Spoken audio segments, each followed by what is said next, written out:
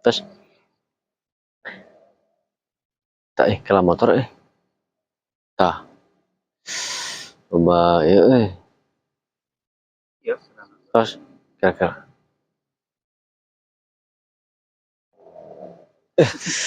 iya kan kita terkadang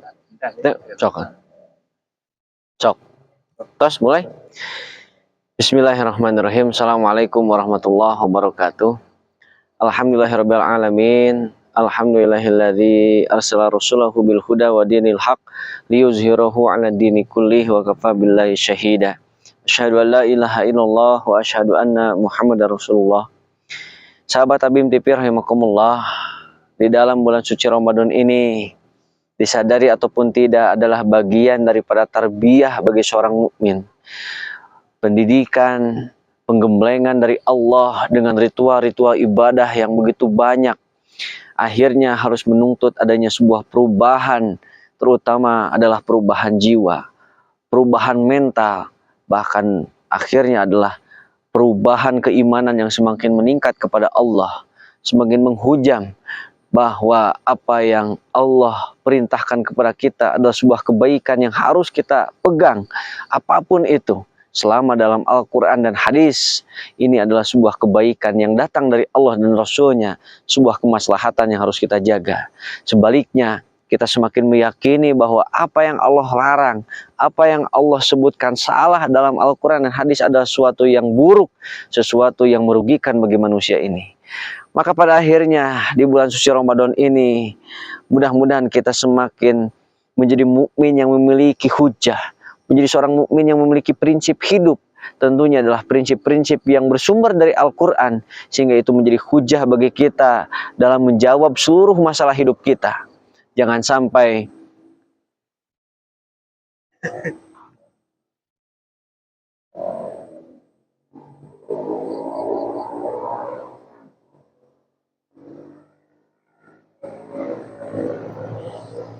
ini yang cukup ya. Gitu. Ya. Terus mulai. Ya. Jangan sampai kita menjadi seorang mukmin justru tidak bisa menilai berhujah terhadap kondisi dirinya sendiri, terhadap masalahnya dirinya sendiri. Tidak bisa menjawab ujian yang ia sedang hadapi. Tidak bisa melawan godaan-godaan yang menghampiri dirinya. Maka disinilah seorang mukmin akan mengalami kelemahan ketika ia tidak bisa menjawab godaan-godaan, ajakan-ajakan berbuat dosa, ajakan-ajakan yang melalaikan kepada perintah-perintah Allah, baik itu dengan label modernisasi, sekularisme, ataupun liberalisme, hedonisme, tema-tema kebebasan, tema-tema bahwa hari ini adalah modern, yang ujung-ujungnya adalah menolak kepada hujah-hujah Allah, Al-Quran dan hadis. Ini harus pada akhirnya dilawan, dijawab dengan hujah-hujah yang bersumber dari Al-Quran, bersumber dari hadis itu sendiri. Jangan sampai justru seorang mukmin dihadapkan dengan ujian, tidak bisa menjawab bahwa itu adalah karunia yang harus ia lewati, karunia yang harus ia pada akhirnya selesaikan sebagai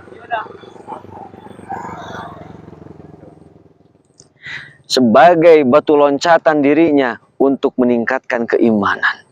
Bahkan pada akhirnya dengan agenda Ramadan yang begitu banyak ini, kita harus menjadi seorang mukmin yang mampu memberikan hujah kepada orang-orang kafir, memberikan hujah penguatan kepada orang-orang beriman bahwa kita adalah seorang muslim, kita adalah seorang mukmin yang mendapatkan anugerah risalah yang pada akhirnya harus diterima, harus dipahami oleh kita sebagai harta yang tak terhingga. Jangan sampai seorang muslim jauh dari hujah-hujah Allah sehingga ia tidak bisa menjawab tantangan zaman, ia tidak bisa menjawab masalah anaknya, ia tidak bisa menjawab masalah istrinya, masalah keluarganya, masalah bahkan lebih lanjutnya masyarakat bangsa yang ia harus jawab. Sahabat Habib rahimakumullah, kita mengetahui bagaimana hujah Nabi Ibrahim dalam Al-Quran begitu banyak.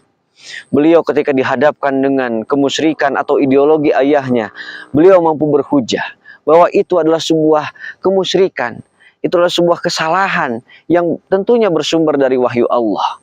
kita mengenal juga bagaimana Nabi Ibrahim sampai berani berhujah, mempertahankan prinsipnya dari ideologi yang hari itu dibangun oleh Raja Namrud.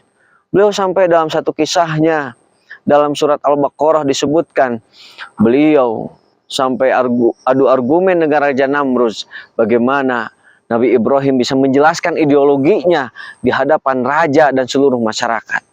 Ketika Raja Namrud berkata kepada Ibrahim, siapakah Tuhanmu? Apa yang bisa dilakukan oleh Tuhanmu? Maka Nabi Ibrahim menjawab, Tuhanku adalah Tuhan yang bisa mematikan dan menghidupkan. Maka dengan kesombongannya, hujah ataupun prinsip Namrud sebagai Raja Dolim pada saat itu menjawab bahwa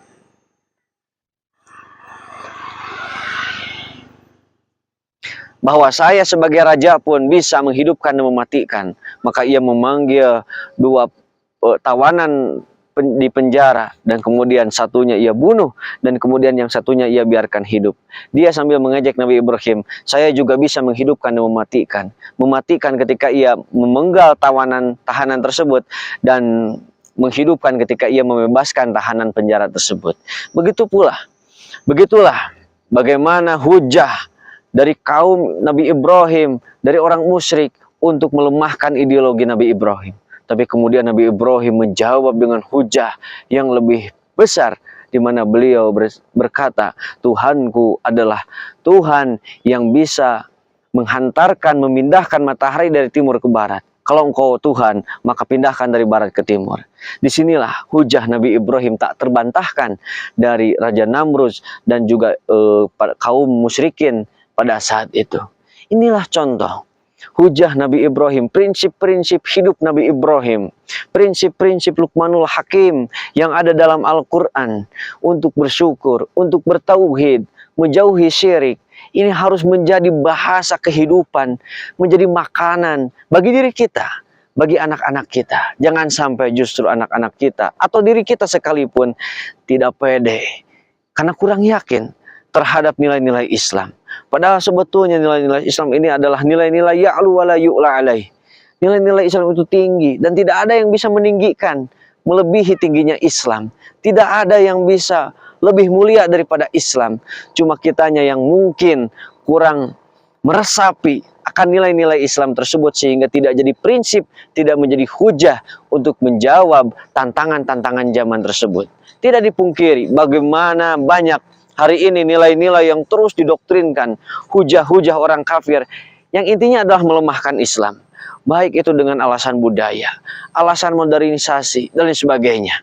Tapi pada akhirnya kita dituntut harus menjawab tantangan tersebut dengan ideologi Islam, dengan hujah-hujah yang datang dari Allah Subhanahu wa Ta'ala. Karena itu kita yakin hujah dari Allah adalah sebuah kebaikan, sebuah keniscayaan, sebuah kebenaran yang hakiki, yang patut dan layak untuk kita jual kepada orang lain. Maka mudah-mudahan bulan Ramadan yang begitu singkat, hanya 30 hari, hanya 1 bulan ini bisa menjadi wasilah bagi kita untuk membangun hujah-hujah Allah, menjadi wasilah bagi kita untuk memunculkan ketauhidan itu menjadi bahasa penjelasan kepada orang lain, bahkan bahasa penjelasan kepada diri kita terutama, kepada orang lain, dan kemudian kita tampilkan kepada hadapan dunia bahwa hujah ketauhidan dulu maupun sekarang adalah pilihan satu-satunya bagi umat manusia.